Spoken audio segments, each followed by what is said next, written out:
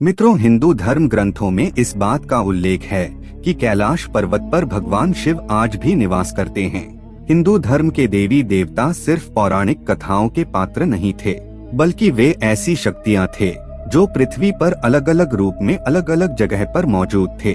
और उनमें से कई शक्तियां तो आज भी हमारे बीच मौजूद हैं, बस वो किसी को नजर नहीं आती। लेकिन इस धरती पर आज भी एक ऐसी जगह है जो पूरी तरह से विज्ञान को चुनौती दे रही है। जी हाँ मित्रों, हम बात कर रहे हैं इस धरती का सबसे रहस्यमयी पर्वत कैलाश पर्वत की, जहाँ स्वयं भगवान शिव के मौजूद होने का एहसास आज भी होते रहता है। इस जन्म में भगवान शिव का दर्शन हो या ना हो, लेकिन उनके निवास स्थान का दर्शन मनुष्य के भाग में जरूर लिखा है। दुनिया की सारी अलौकिक शक्तियों का जन्म इस कैलाश पर्वत से ही शुरू होता है। हिमालय के गोद में बसा यह पर्वत भले ही दुनिया का सबसे ऊंचा पर्वत ना हो, लेकिन इसकी भव्यता इसकी ऊंचाई से नहीं बल्कि इसके आकार में है। शिवलिंग के आकार का यह पर्वत स्वयं में ही एक मंदिर है। इस पर्वत की महानता इसी बात से हो जाती है कि आज तक कोई भी मनुष्य इस पर नहीं चढ़ पाया है, और जिसने भी इस पर्वत पर चढ़ने का दुस्साहस किया है उसे मृत्यु ही प्राप्त हुई है। जब बर्फ से ढके इस पर्वत पर सूर्य की किरणें पड़ती है, तब यह पर्वत सोने की तरह चमक उठता है। तब ऐसा प्रतीत होता है कि मानो कैलाश ही सत्य है और सत्य ही शिव। धरती के इस स्थान पर हवाओं की ध्वनि के तरंगों का कुछ इस तरह से मिलन होता है कि यहाँ आए हुए भक्तों को ओम की अद्भुत ध्वनि सुनाई देती है। धरती के एक और उत्तरी ध्रुव तो दूसरी और दक्षिणी ध्रुव है। इन दोनों के बीचों बीच स्थित है हिमालय, और हिमालय का केंद्र है कैलाश पर्वत, जो हजारों लाखों लोगों के लिए बहुत बड़ा पवित्र स्थान है। पश्चिमी तिब्बत में मौजूद कैलाश पर्वत सतह से करीब 22,000 फीट ऊंचा है।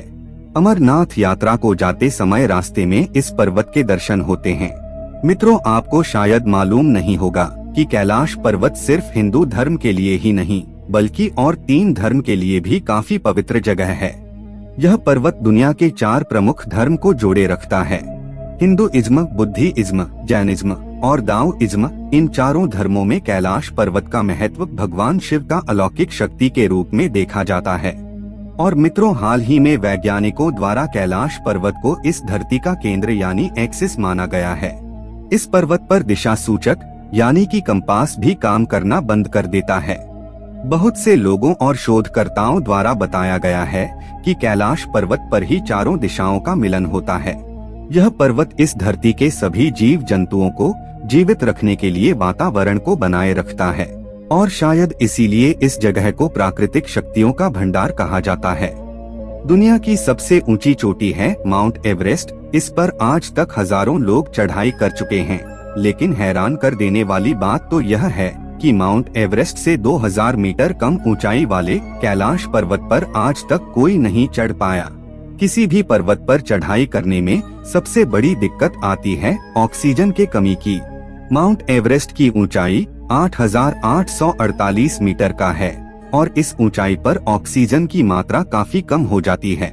इतने मुश्किल हालात के बावजूद माउंट एवरेस्ट को अब तक 4000 से भी ज्यादा लोग फतेह कर चुके हैं। और दूसरी तरफ कैलाश पर्वत की ऊंचाई 6,638 मीटर का है, मतलब माउंट एवरेस्ट से लगभग 2000 मीटर कम। इसके बावजूद आज तक कोई भी इसके शिखर पर नहीं पहुंच पाया। क्यों? माउंट एवरेस्ट के मुताबिक बेहतर ऑक्सीजन लेवल होने के बावजूद लोग इस पर नहीं चढ़ पाते। कैलाश पर्वत पर चढ़ाई करते समय एक खास सीमा के बाद ऐसी घटनाएं होने लगती है कि मानव ये पर्वत हमें वापस जाने की चेतावनी दे रहा हो।